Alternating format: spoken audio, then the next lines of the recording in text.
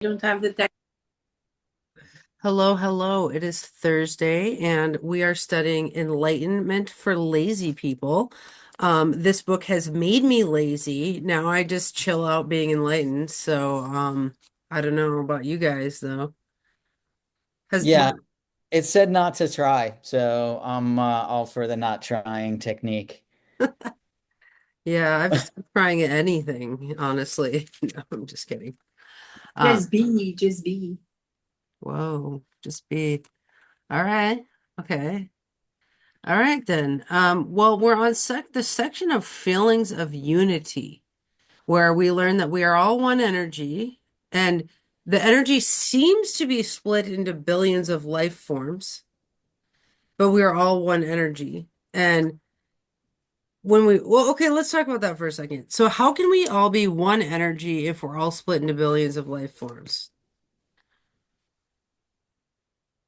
Oh, it's that same way the picture where you're like you see these islands and you're like, "Oh, are they all individual?" And you're like, "Yes, they are." And they're like, "But if you drain away the ocean, they're all connected." Interesting. The mycelium of humanity. Uh, Hmm. I would say it comes from the sunlight. The sun is the one energy, and it hits each of us and lights up our billions of fractal forms. And but we're all like the sun when the sun's in Aries, which it is right now. We're all filtering Aries energy through us, so we're all the sunlight basically. And then when the sun's in Taurus, we all filter a Taurus vibration. So it's very easy for me to understand this. I Claudia? also like that in the Kundalini, our teacher always says we are made of five elements and everything is made of the same five elements. And so, yeah, I don't, I mean, those five elements are have a certain energy and yeah, I can see that we are all one. And we are just an envelope around it for a while, and we give too much importance of this envelope. Interesting. Yeah, okay, I like that. Our bodies are just envelopes of energy and we're all pulsing. So the connections they're saying that connections feel like synergy and make us happy. When we notice unity, there's more spontaneity, creativity, passion, peace, and humor.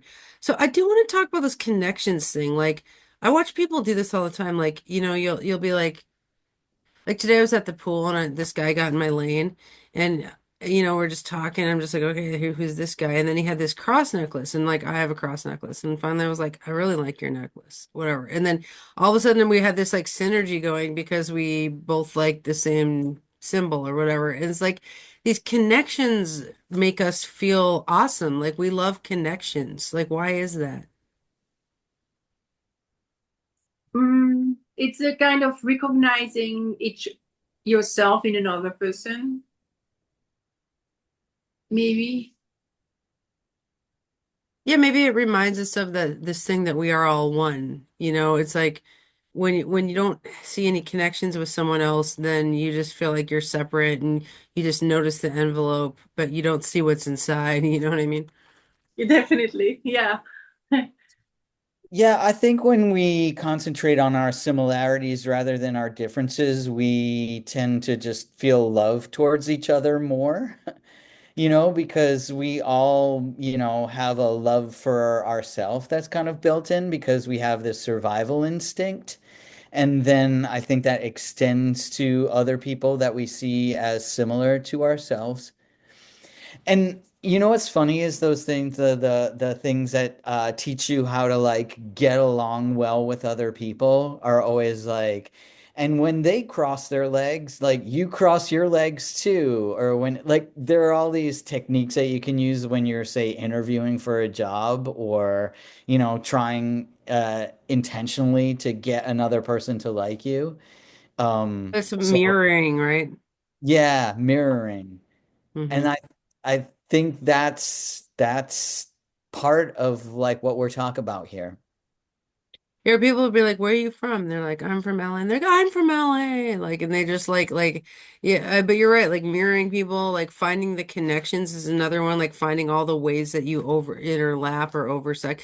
I mean, we've been talking about otherness on the Ricky Williams show, and it's like I feel like this is a way to kill otherness or othering of people is when you find similarities. It doesn't matter if we're from different race, class, gender groups. If we can find similarities, then there's not like an otherness going on. It's like a sameness. And that seems to equalize playing fields. Like in otherness, like there's these power structures that go on, but like in the power with structure, there's like when we find similarities, we're like in a power with structure. So, Hmm.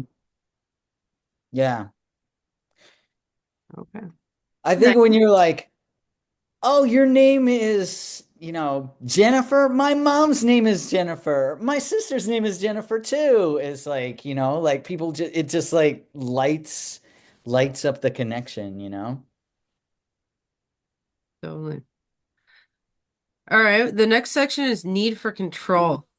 They say when we have free will, we have a need for control.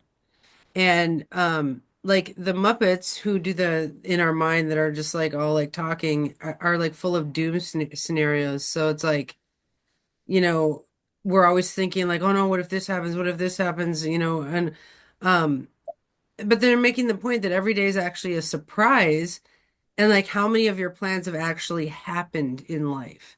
So it's like, what do you guys think of this of what first of all, does free will connote a need for control?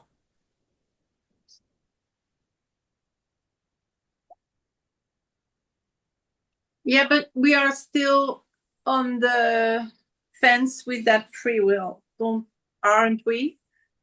We think he says there is no free will, but we think there is a little free will, don't you think? Yeah. So yeah, that's a big difference in what he's now saying too. So then, well, do you feel like though that if we say we have free will, then it means we also have a need for control? Yeah, probably. I think I think yeah, I think it's really nice to think that you can give your life some direction or give your day some direction or like he speaks about the Muppets, but there are puppets. And I mean, are we puppets?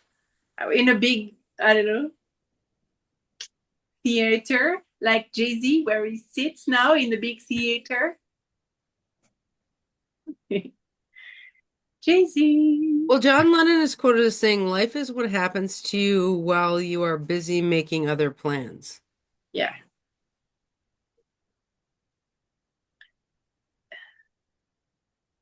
Yeah. Yeah, I think maybe it's like more the opposite about the free will and need for control. Like if we can say that if we say we don't have free will, then it follows from that we don't have control, so we don't have to worry about it. But is the opposite true as well, that if we do have free will, then we should need to control? Could we have free will and yet let go of a need to control? Well, so in recovery, and I've talked about this a lot, but it's like you learn to give your will over to God's will. And it's like, well, my favorite thing to do is like ask God, what is your will for my life? And then try to take some control in manifesting God's will, which is actually giving up control to the surprise of all that is, right? It's just like I'm surprised daily by what life wants me to do. And then I'm just like, okay, I'm gonna try to steer to where life wants me to go. But according to this, like you can try to steer, but life keeps happening to you. And it's like, I'm definitely a balance artist here, where it's like I'm gonna literally do a 50-50 split of like God's, what is your will for me? And here's my will in that equation. And what's your will? And it's like, of course, I'm not going to be like, the day should happen as I planned, because it's like, that would be not accounting for the rain and nature and like all the things you can't control. So I think a healthy person I think real enlightenment comes in the knowing the dance between when to take your will for things you can control and when to let go of things you can't control. And that's the serenity prayer. God grant me the strength to accept the things I cannot change or control, the courage to change the things I can change and control, and the wisdom to know the difference.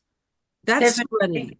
Yeah, I think it's true too. And with the Andean tradition that I've learned for my chakra balancing, it's also um, you taking action is you making choices will give you balance. So you can, they really believe that you can make choices to find more balance. So yeah, I think what you said is really true, that accept the things you can't change and do take action when you can, and in the right direction, and then know the difference. Yeah, very, yeah, I think that's enlightenment more than what this is. Yeah. Yeah. We're enlightenment for like not so lazy people. Yeah, we are more yeah, Enlightenment for people with a backbone. yeah, that's it.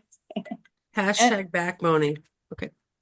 it's also the thing of the future versus the past too, right? That you like we recognize that you can't change the past, but we don't say that you can't change the future.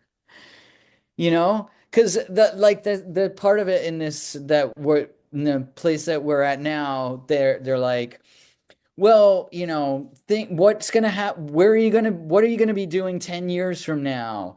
Think about 10 years ago. Did you think that you would be exactly where you are now? No. So we don't know where we're gonna be 10 years in the future and what we'll be doing because all these rando things could happen that interrupt our plans.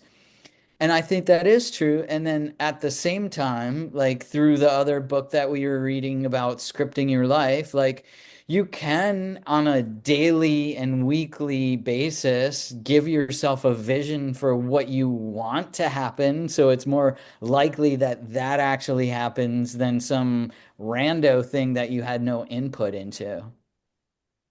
Mm. Yeah, get in your car and drive, but enjoy all the surprises along the way. Like, come on. All right, getting rid of the ego. With ego, there is no individual. Or sorry, without ego, there is no individual. So when we go to sleep, there's no ego machine. Our ego machine switches off while we're sleeping. So he says, don't get rid of the ego, but have insight that you are not your ego. You have an ego, you are not your ego. So he's saying without ego, there's no individual. What do you guys think of that? Yeah, that was also the ahamkara, the me former.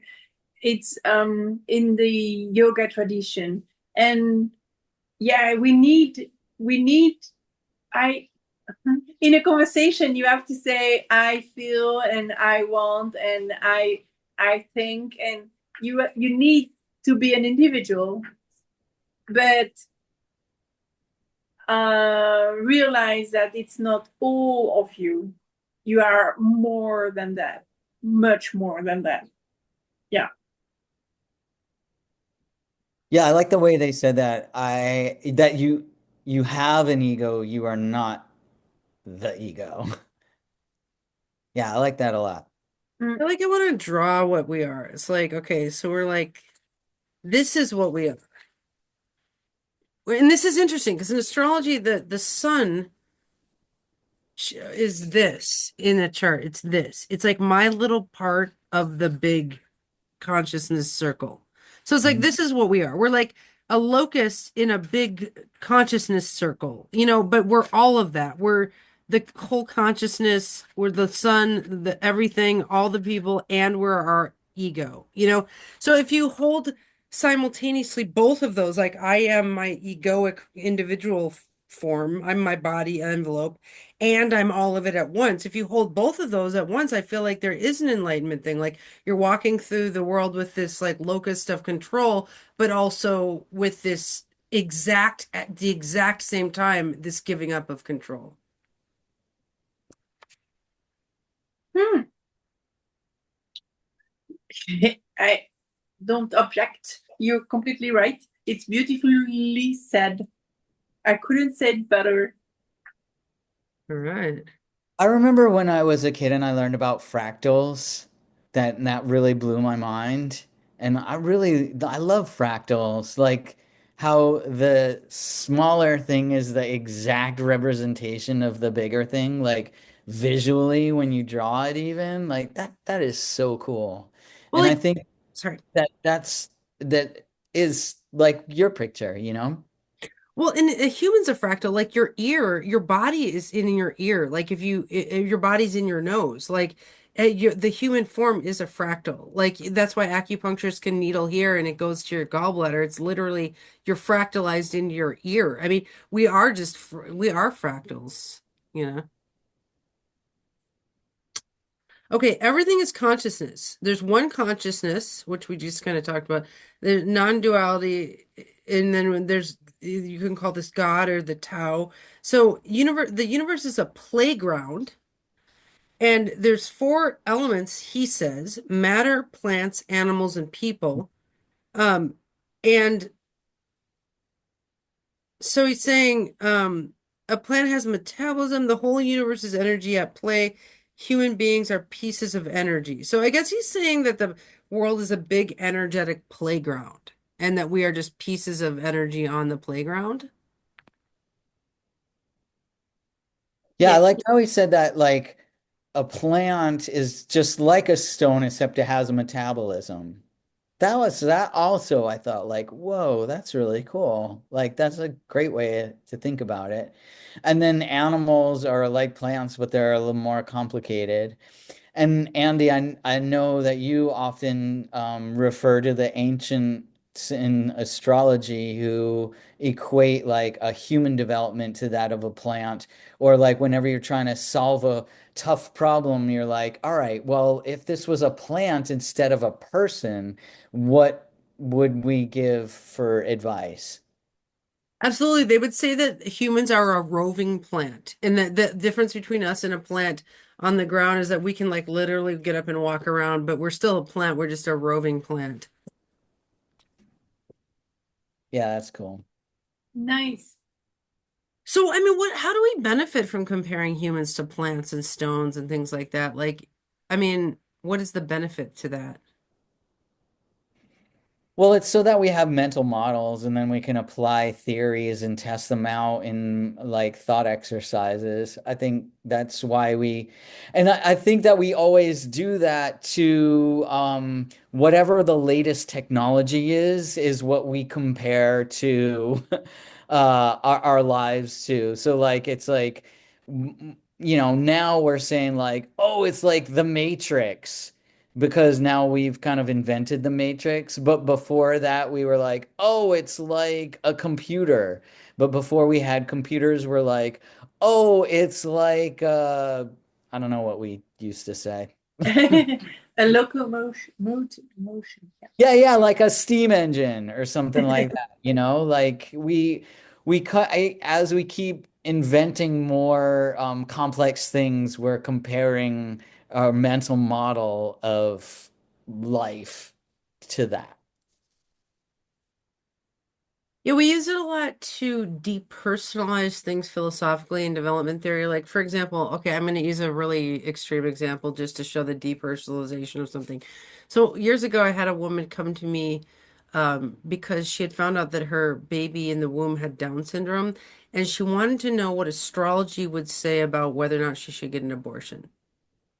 Isn't that a weird inquiry? Okay, I'm not breaking confidentiality. You don't know who it is. This is years ago. But so what I did was go to what I know, which was using this plant philosophy, and I said, okay, how would you look at this if you had planted this in your garden and it was a plant growing? Like, would that change I mean, I'm not saying that's a right or wrong thing to do, but that's an example of the depersonalization of the problem by comparison to plants, where we're looking at how we would perceive other living things in this same conundrum. So, um, does that help for enlightenment? I mean, I think absolutely. I mean, we use plants for that kind of more movie look at the equation. Like in that case, we could look at it more like a movie, a depersonalized movie, instead of being like, like, I mean, and so some people would argue that that detachment is pathological, but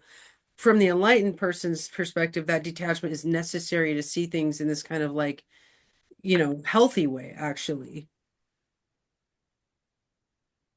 Yeah, I think that's definitely true. The more we can do that to depersonalize our situation, like, so I remember once, I got this injury playing football of all things, right? And I really, really hurt my knee, but I didn't want to go to the hospital. But then I got back to my house and I couldn't like make it up the stairs to my bedroom, and I was like, okay. So if I was my friend and said, this is in the situation I'm in now, like every single one of my friends would have been like, dude, go to the hospital. And I think that's what you're saying, Andy. It's like we have to have a way to depersonalize ourselves from the current event in our life and then be able to look at it. Maybe that's why people have those like, what would Jesus do, like bracelets or something. Hmm. Yeah, because that's in a way saying what would consciousness do, or what would um like the most saved human ever do, or like, yeah, I mean, yeah, these are ways of looking. And what we're studying is existential philosophy. And I think it's the philosophy of how to be, how to exist, what to do, how to think about existence. And so these are all just ways to like tweak our existence, filter. And I think the comparison of humans to plants and stones and things like that is helpful in many ways. And so we can't encapsulate them all in this section, but I think to put it on the table as part of the equation is really helpful. All right, Claudia, this one's for you. Life is a dream. The universe is a giant hologram. Reality is created by our minds, and reality is only a figment of the imagination. Nothing is anything at all. What do you think of that? I can't phantom the idea. I'm sorry. It's really hard. I don't know how you think about that, Andrea or Jay-Z, but people are saying in 2027 the world gonna change, and you can feel it already, and there will be another reality for those who are awakened, and those who are not will continue to have it hard, but blah blah blah. And it's like there will be a new world and an old world. And it's also what he's saying, you have like more realities. And no, I can't. I am a Taurus. I have my feet on the ground, and I love that. And it's really hard to think about just ether and just, I don't know.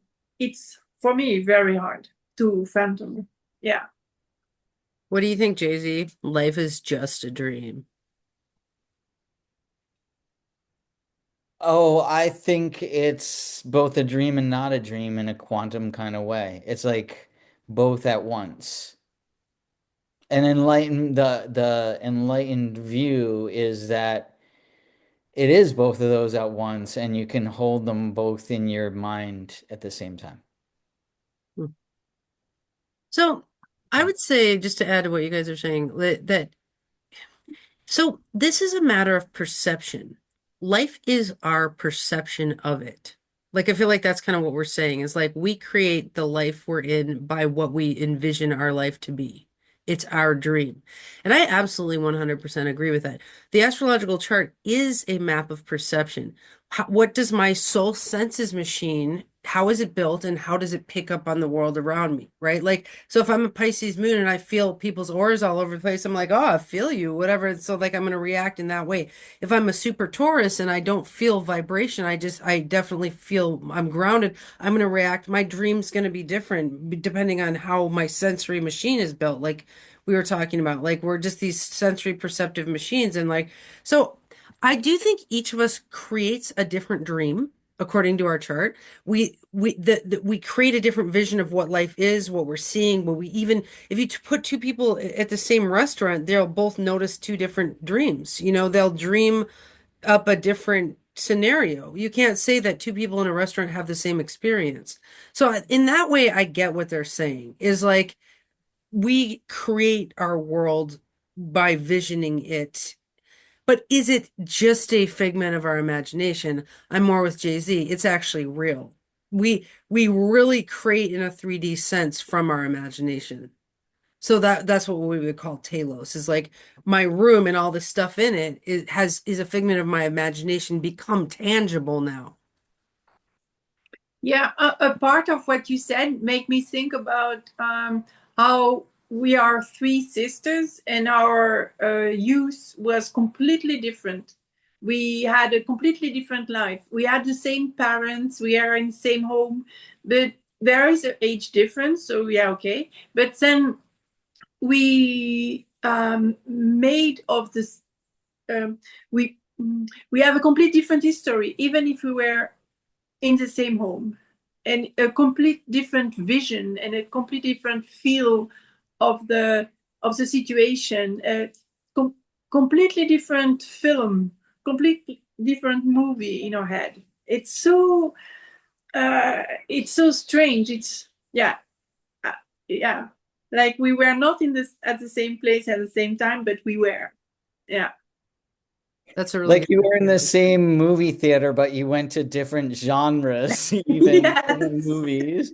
Yes. Yes. Yeah.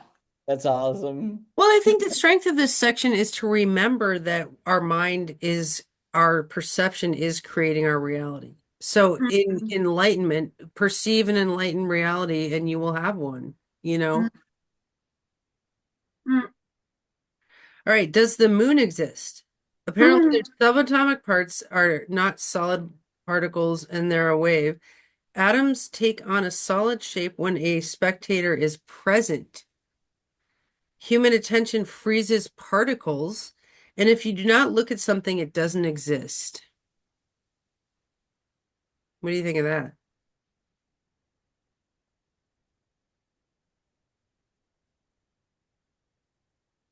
You have to ask the specialists there, the scientists. Well, I would say scientifically, that is what experimentation has shown in that, like, this whole concept that light is both a wave and a particle at the same time. And you can tell that by when you do repeat the experiment where you shoot one photon through something that has two slits, and then you get interference patterns, which prove that is like it's a wave, but then it's like there is another experiment that you do the same thing and you prove that it's a particle. And so how is a something a wave and a particle at the same time? It's depending on the experiment that you do, so it has to do with like what the observer measured, kind of crystallized the existence of the thing. Beauty is in the eye of the beholder.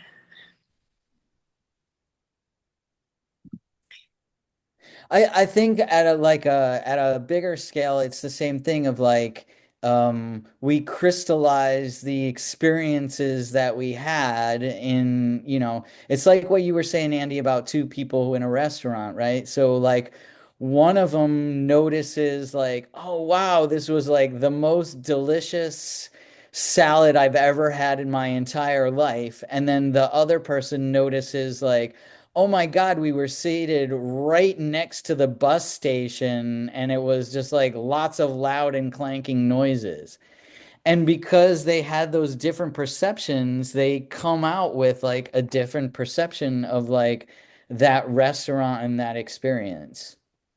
Can I use a real life example that hopefully is like not too personal and too real?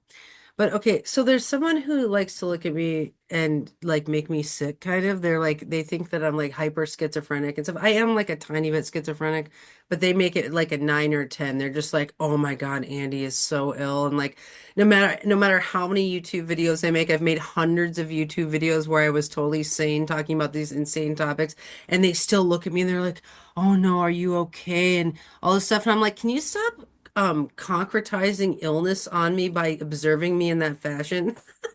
You see what I'm saying? Like human attention freezes particles. I'm like, do not freeze a sick individual onto me, please, because I'm a malleable, healthy individual who maybe 3 weeks in the last 4 years kind of was into a conspiracy theory, like, but it's just like, I do think that we, in Christian Science, where I grew up, where we actually heal people by imagining them whole and healthy. Like, so if you told me, I'm sick right now, I have a cold, a Christian Scientist doesn't look at you like you're sick. We don't do this. We don't go, oh no, are you okay? Are you going to be okay? Because that freezes upon to you illness. And what we do is we look at, you're like, oh, you're sick? Oh, okay. So anyway, about those Dodgers. I mean, we don't really change the subject, but we imagine you as whole and healthy with a little bit of sickness in you.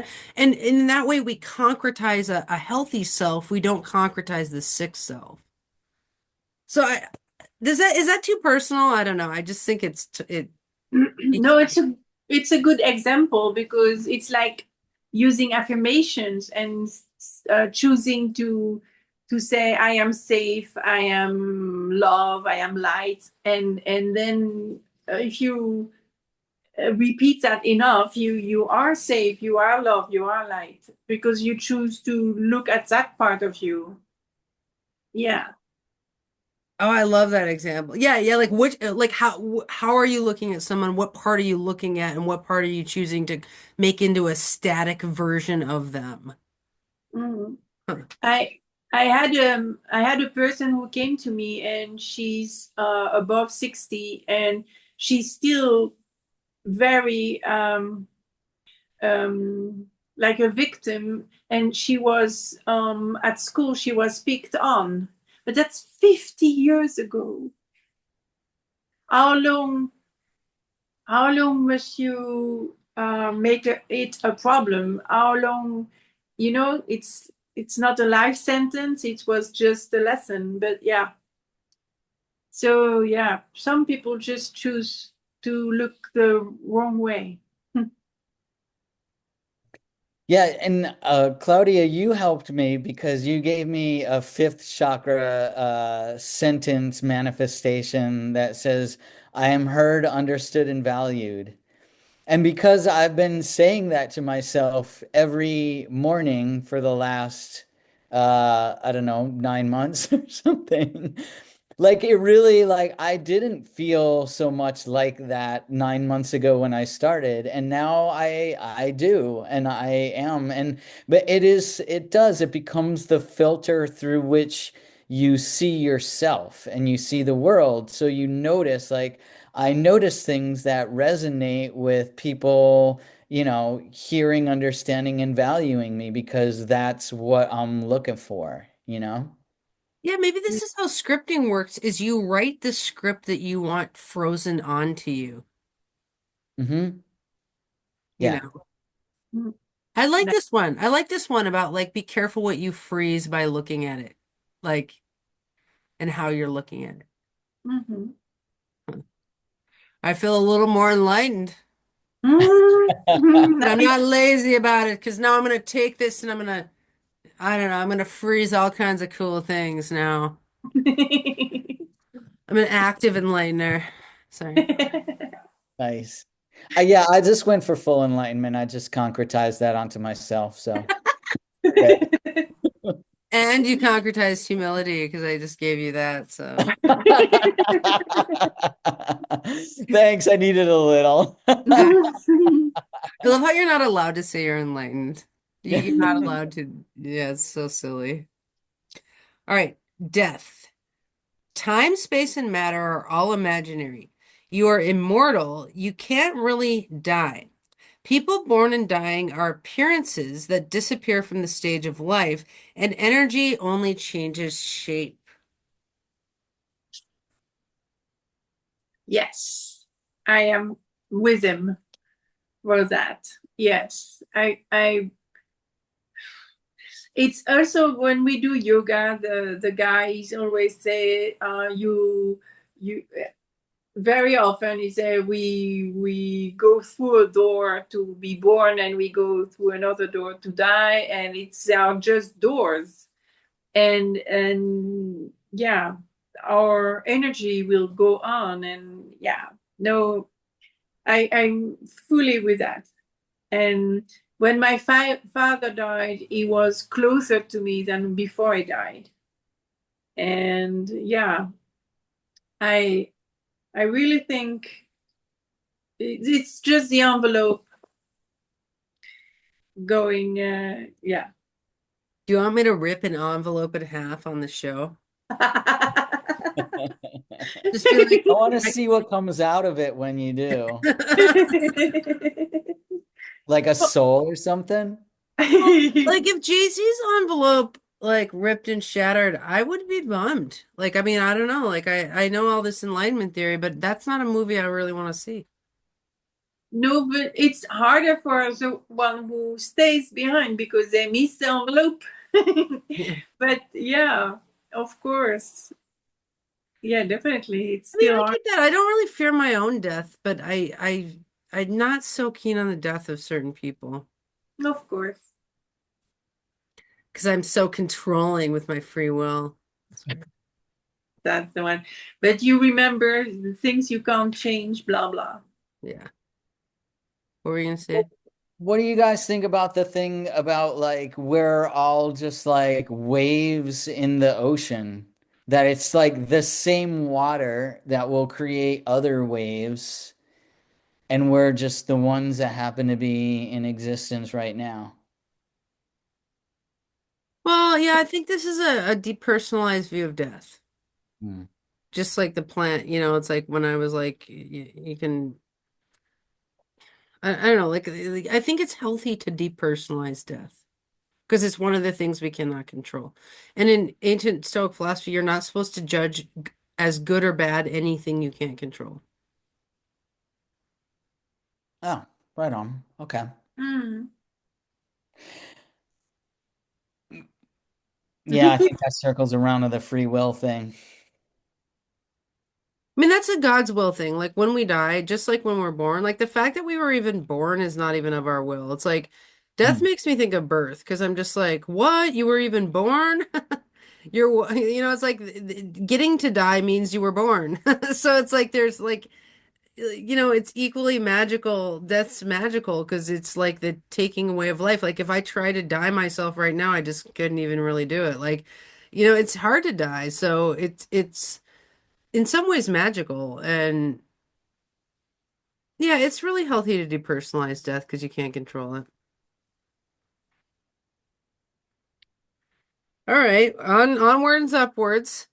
The all-included journey. One consciousness exists, and it's an all-inclusive journey, which makes life easier watching the movie of the journey. So, w- on this movie, we're driving through this movie, right? And it's saying that everything's included in this movie. So, what do you guys think of that? Serial killers are included in the movie. Yes, they are. But not Strip in my clubs are in the movie. movie. Mm-mm. But yeah. No, I have nothing intelligent to say here. Sorry. Do you have anything non-intelligent to say? I'm just kidding. Not even. Um, mm, um, well, he says also something interesting like emotion is okay, but you shouldn't fight against your emotions. Really, But JC, what were you gonna say? What are you saying? that was interesting.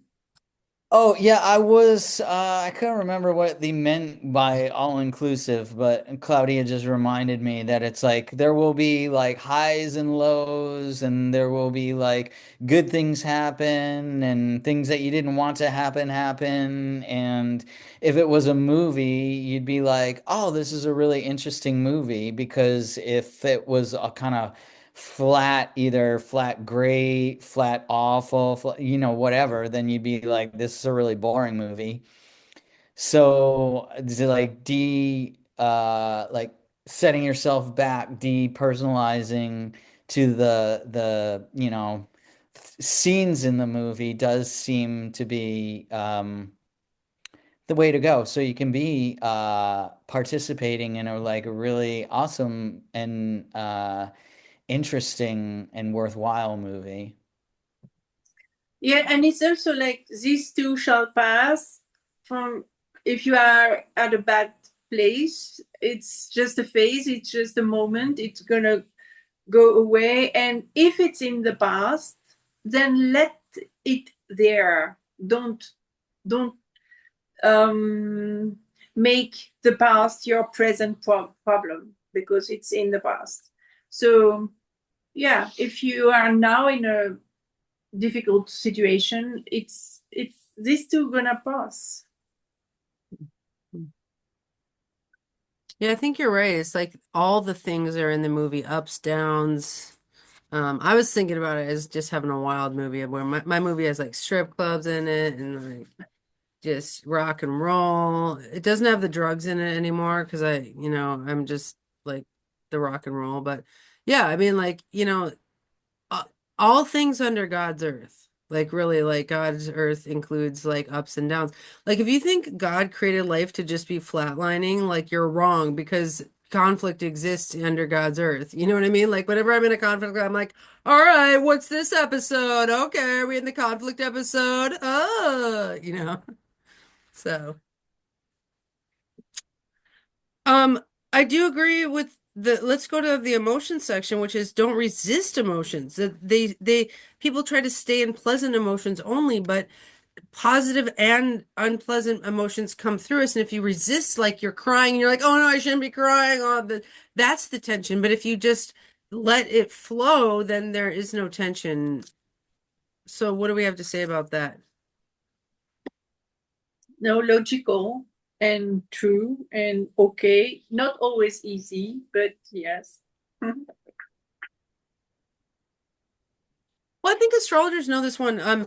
Good astrologers know that positive and negative transits come through a chart, and you can just do it mathematically. You can say a chart has an equal number of positive and negative transits in it as any other chart. I mean, some charts are harder than others natally, so it's like some charts have a lot more ups and downs of emotions, and some are really kind of more steady eddy. But yeah, I mean, having these like manias go through a chart, it's like one of the things we do in remediation theory is to really like depersonalize the mania and be like, it's not good or bad, it just is a mania. Okay, and now what are we going to do with the chi? It's like, so I think the astrology can train us for this one is like let the negative transits come through, let the positive transits come through. I told you guys last week about how I had the party. I think it was this show where I had the party under a really good transit and all these people were here. I was like, don't take it personally. It's just a transit, this really good party. And it's like, I literally, in some ways, don't even take the positives. I don't resist positive emotions or negative emotions. I'm just like, oh, depression. Oh, positivity. Oh, it's like, I think I learned that years ago in astrology. Nice. I hope it's okay to bring astrology in. This isn't astrology school, so I feel like No, but it has a lot in common with that, and it's interesting. You give an extra dimension. No, it's really interesting. okay. What's it look like to resist sadness versus letting it flow?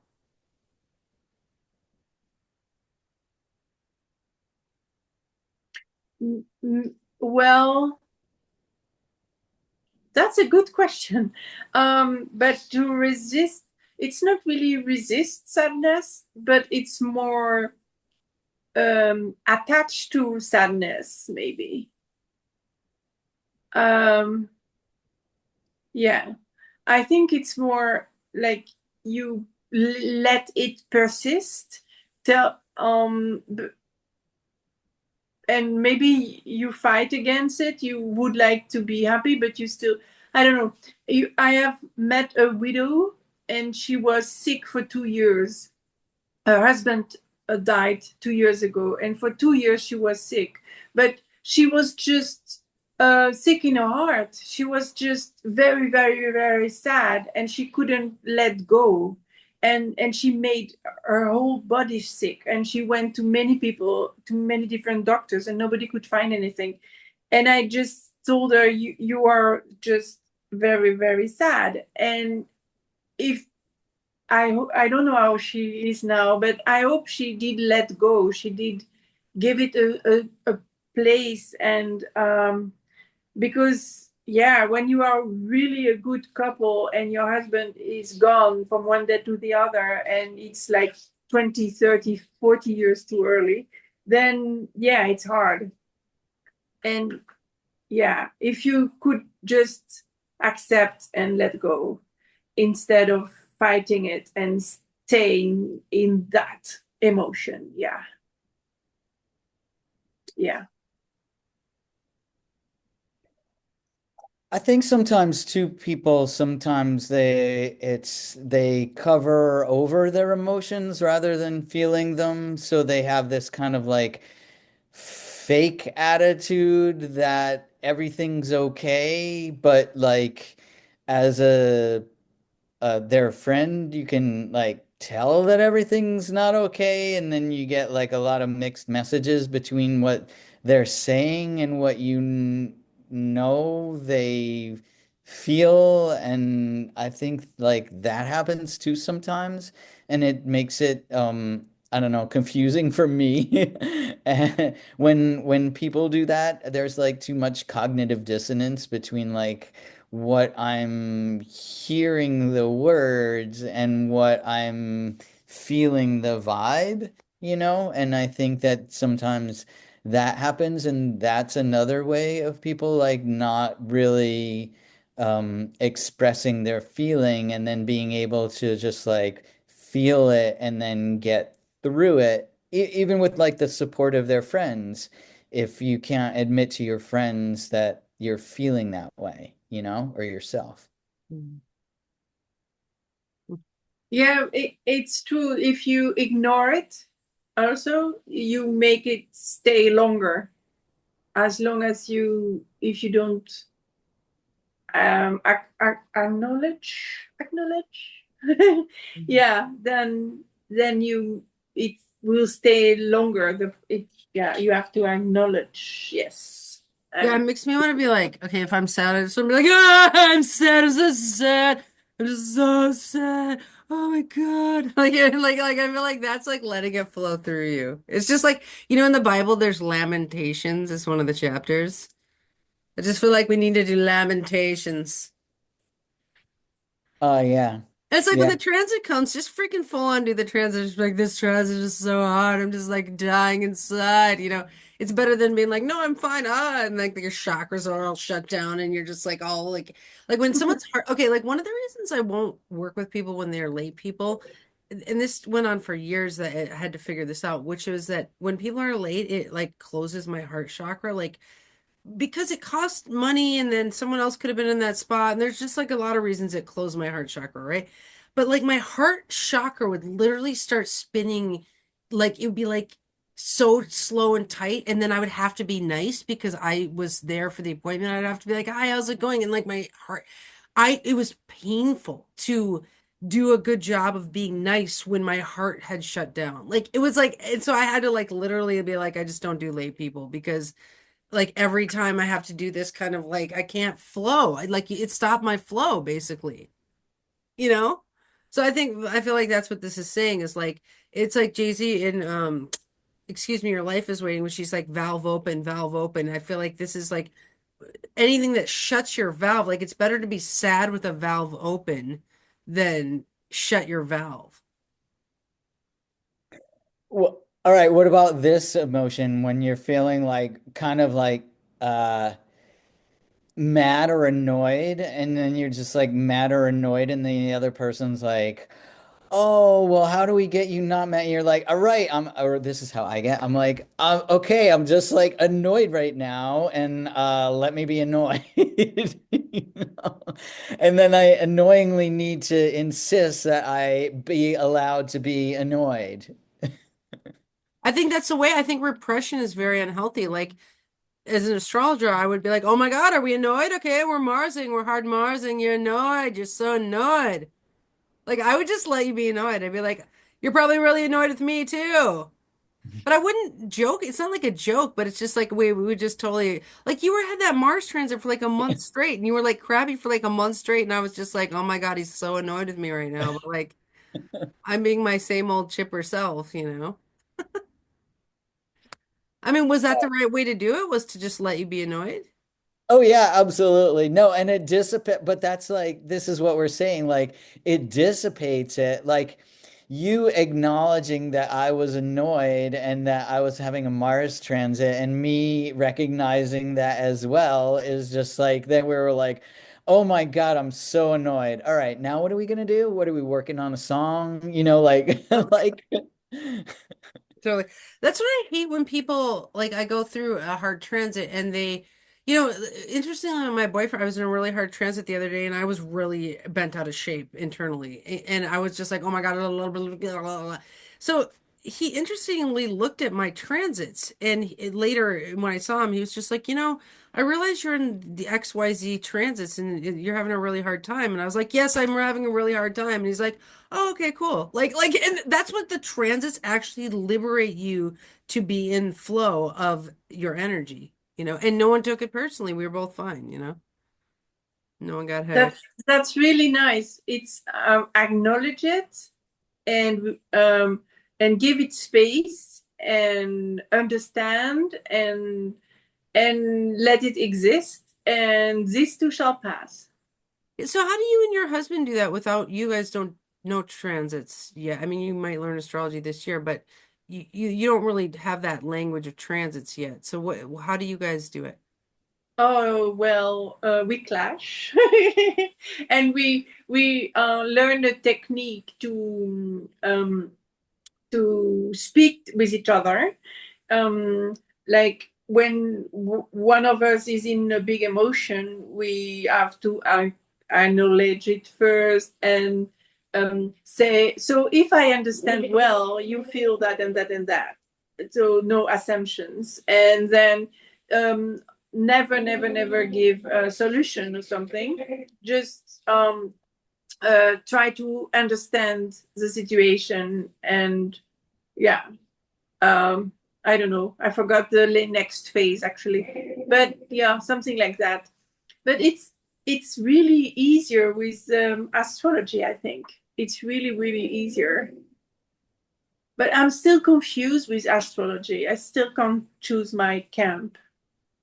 Yeah, well, I mean, yeah, that's the whole thing. I mean, the tropical sidereal it mixes people up, but yeah, the aspect infrastructure is still the same. If you have the same aspects in either chart, so like you have the same transits hit those aspects, so there's a lot of infrastructure of the charts that are still the same even if you change zodiacs. But yeah, I think as a teacher I'd say it's the healthiest to pick a zodiac and then stick with that one. Otherwise you're like, Yeah, you know. yeah, yeah. I will.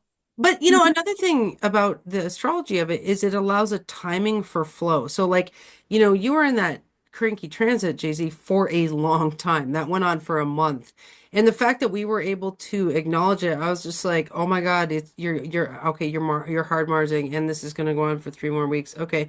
Now some people would say I created it because I said that it was going on for 3 more weeks, but like we're way beyond that whole like saying the astrology creates the astrology because like I've done so many double blind studies like people transit even when no one tells them they're transiting like it's the ancients say that the planets hit your chakras and play them like a flute like your chakras were inflamed, you know what I mean? So if we assume that your chakras are inflamed, it's like you need to build 10 more sand castles of on the beach to flow that transit than a Yeah. different transit. And so that's where I think timing is really helpful for just letting it flow and then kind of planning to flow. That's kind of another level is, you know. I guess astrologers are kind of control freaks because we're like, we're going to plan for the flow. All right, we have 3 minutes. Let's do one more. Duality. So when setbacks happen, he says that panic arises, and when prosperity happens, greed takes over. So liberation is embracing both setbacks and prosperity, the yin and yang of it. He says one cannot exist without the other. There's ebb and flow, inhale, exhale, win, lose, grief, pleasure. So how do we get to this liberation of embracing grief and pleasure? Do we need liberation from it? Huh? I don't understand your question. I mean, if you're getting upset every time you're in displeasure, every time you have a setback, then you're not enlightened because you're supposed to be looking at it like a movie. Like, oh, yeah. I think it's a liberation from the attachment to it or the resistance, you know? Hmm. Yeah. Yeah, that makes sense to me. What do you think, Andy? well, I think the idea that we've already lost the idea that life is just pleasure. Like in Enlightenment, the movie has displeasing episodes and pleasing episodes. And like because we're in that life as a movie and there's like ups and downs, like I think we've already kind of, if we really are doing this correctly, we're losing the idea that pleasure is the only thing to strive for. It's what I say to so many people that are coming to me. The second chakra is pleasure and creating your life. It's the same chakra. And we have all those senses. It's to enjoy life. Because when we are in a state of energy, we are in pure flow, but we can't taste coffee. We can't see a rainbow. We can't, I don't know, so hear music. I mean, we are just energy. But yeah, so yeah, I'm really with you. Life is about pleasure, enjoying it, and many people are lost that. And creating your best life is also enjoying your best life, and it's the second chakra, and it's really important. Yeah. Well, I really enjoy the scary episodes. I mean, recently I went through a band breakup and it's like it's not like I enjoyed that episode, but I was like, wow, that was juicy. You know what I mean? Like, and I feel like that's like the way to look at it is like milk the joy out of even the setbacks. It's just like, oh, that was cool. Yeah. Nice. All right, well, this is a good Fantastic. place to stop. Yes. Thank you both so much. All Thank right. you for inviting me. Thank you for enlightening me. I'm not. All right, you guys. All Bye. right. As we make our way through these episodes of ups and downs. Oh my God. We need more attention. No, no, it's perfect. It's perfect. Perfect.